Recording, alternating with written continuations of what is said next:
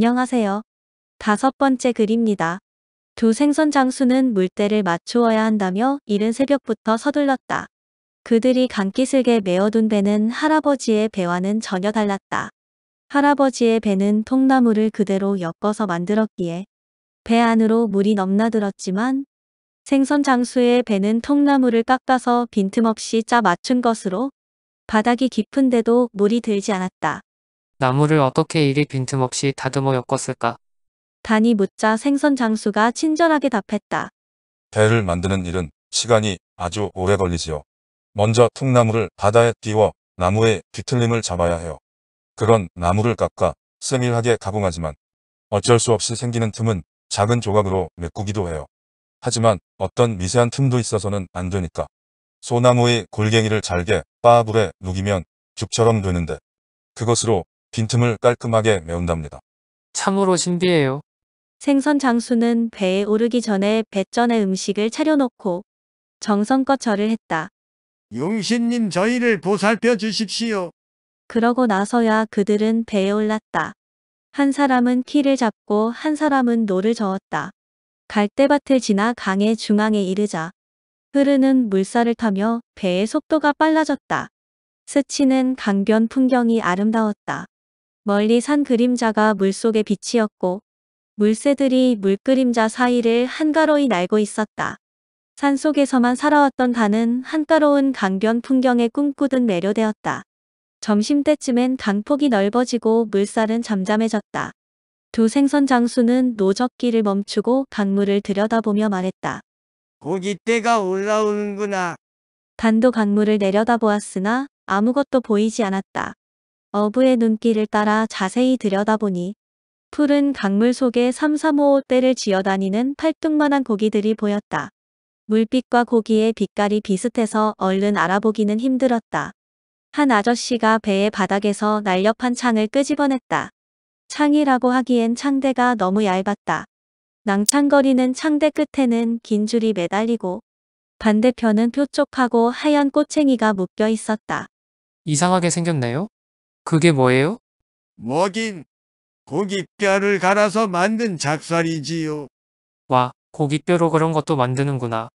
곧바로 아저씨는 강물에 작살을 찌르고 던지기를 수없이 반복했다. 고기는 빗살처럼 빠르게 움직여 작살을 살짝살짝 피하고 있었다. 10번쯤 실패한 끝에 아저씨는 드디어 손바닥만 한 고기를 잡아 올렸다. 아저씨는 다시 찌르기를 반복했다.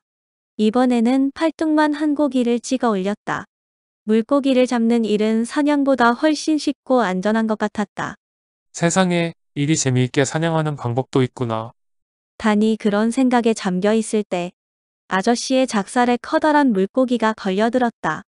물 위로 드러난 모양이 어른 팔뚝보다 더 컸다. 그러나 그 물고기는 수면을 한번 튕겨 오르더니 사라져버렸다. 어이구 작살이 끊어져 버렸네. 얼마나 애를 써서 만든 것인데. 할 수 없지 점심이나 먹자고. 아저씨들은 잡은 물고기를 돌칼로 다듬어 뼈와 껍질을 도려내었다. 까만 돌칼은 얄따랗게 잘 다듬어졌지만 살을 도려내는 작업은 쉽지 않았다.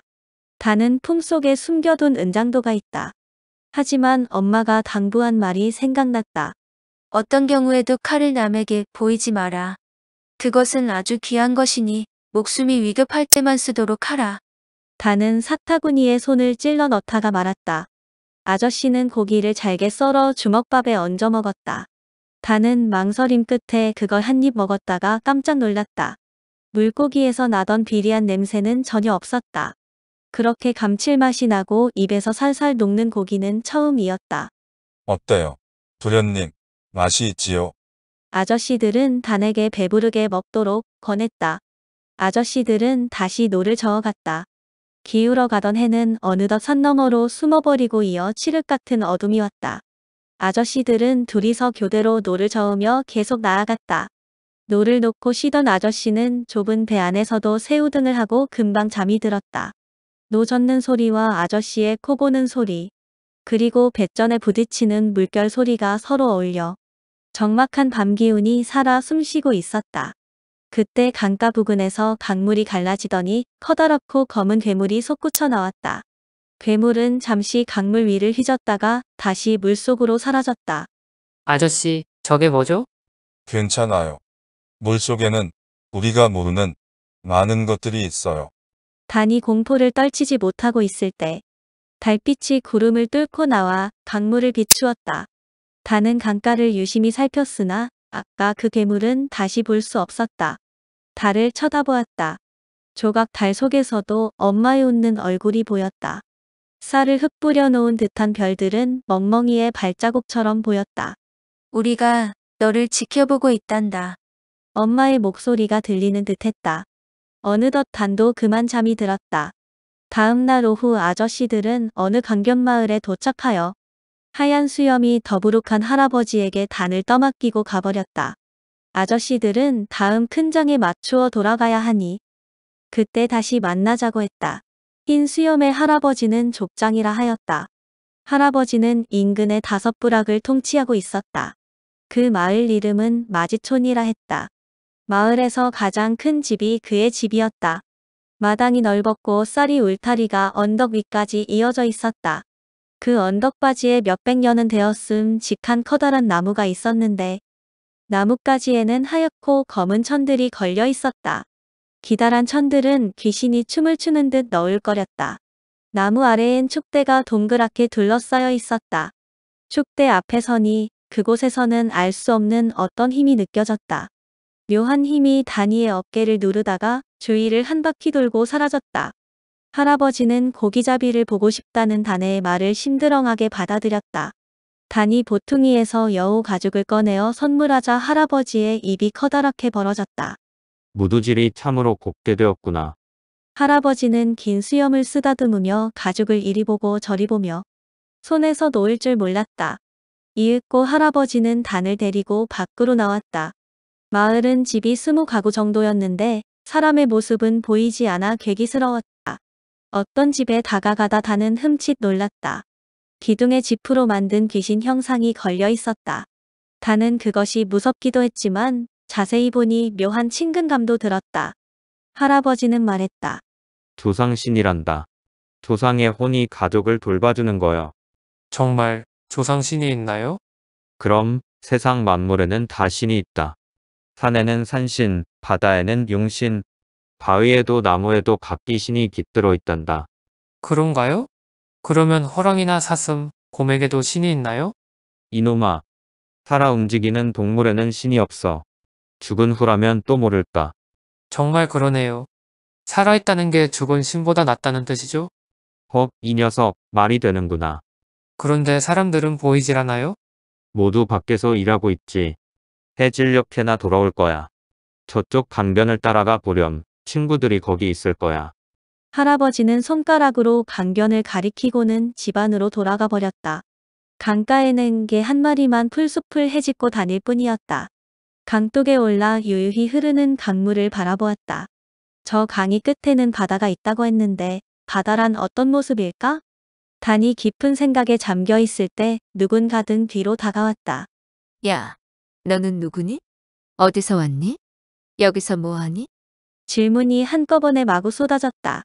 단이 깜짝 놀라서 뒤돌아보았는데 어깨가 떡 벌어진 소녀가 익살스러운 모습으로 써 있었다.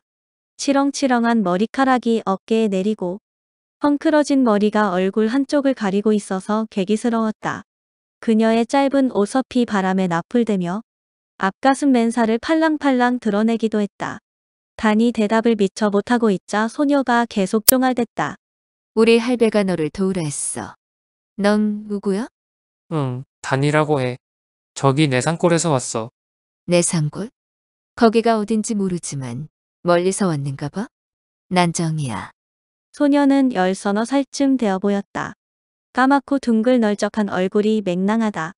눈 밑에 선명한 주근깨가 고루 박혀 있다. 단은 여태 또래의 여자애를 본 적이 없었다. 그래서 그런지 금방 친근감이 들었다. 너 고기 잡는 거를 보고 싶다면서? 응, 작살로 잡는 건 보았어. 그게 아니야. 나를 따라와. 그녀를 따라 샛강으로 이어진 강둑길을 한참 걷다 보니 멀리서 아이들의 소리가 들려왔다. 강물이 굽이쳐 흐르는 곳에 여러 명의 아이가 물놀이를 하고 있었다. 아이들은 강가 바위 언덕에서 물속으로 뛰어들며 놀고 있었다. 그런 물놀이는 단이 처음 보는 것이었다.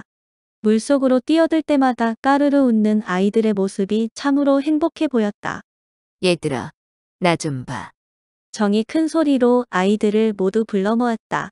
단의 또래로 보이는 사내아이와 계집아이도 있었고 나머진 좀 더 어린 아이들이었다.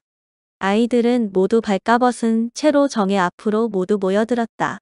사내아이의 고추에서 물방울이 맺혀 방울방울 떨어지고 있었다. 아이들은 뒤에 서 있는 단을 호기심 어린 눈빛으로 쳐다보았다. 얘는 단이야. 고기 잡는 게 궁금하단다. 어디 누가 고기를 많이 잡는지 내가 지켜볼 거야. 정은 마치 그들의 대장처럼 명령했고 아이들은 그녀의 말을 잘 따랐다. 그들은 차례대로 언덕에서 물속으로 뛰어내렸다. 큰 아이들은 머리 위로 손을 들고 거꾸로 뛰어내렸고 작은 아이들은 그냥 서서 뛰어내렸다. 작은 아이들이 작대기에 그물을 얹은 족대를 들고 갈대와 수초가 많은 강 건너편으로 갔고 큰아이 2명은 언덕배기 아래 바위가 많은 곳으로 헤엄쳐 갔다. 작은 아이들은 공동 작업을 하였다. 한 명이 수초가 있는 곳에 족대를 담그자 남은 아이들이 주변에서 물을 철벙거리며 그쪽으로 뛰어갔다. 아이들의 모습이 너무 즐거워 보였다. 아이가 족대를 들어 올렸다. 멀리서 보기에도 족대 속에는 반짝이는 무엇이 보였다. 잡았다. 한 아이가 그걸 들고 정에게 헤엄쳐 왔다. 엄지손가락보다 약간 큰 물고기 서너 마리였다. 아이들은 다시 건너편 강가로 헤엄쳐 갔다. 그들은 똑같은 방식으로 고기 잡기를 반복했다. 그것은 산에서 몰이꾼들이 산짐승을 몰아오면 사냥꾼이 숨어 있다가 도망쳐오는 짐승을 창을 던지거나 활로 쏘아 잡는 사냥법과 똑같았다. 단은 세상 이치는 똑같다는 생각을 했다. 정은 강깃을 가래에 구덩이를 깊게 파고 잡은 고기를 담았다. 구덩이 안에서는 맑은 물이 솟아보이고 물고기는 몸을 뒤척이며 움직였다. 이런 작은 물고기 말고 커다란 물고기는 어떻게 잡을까? 단이 그리 말하자 정이 아이들을 향해 소리쳤다. 얘들아, 큰 고기를 좀 잡아봐. 알았어.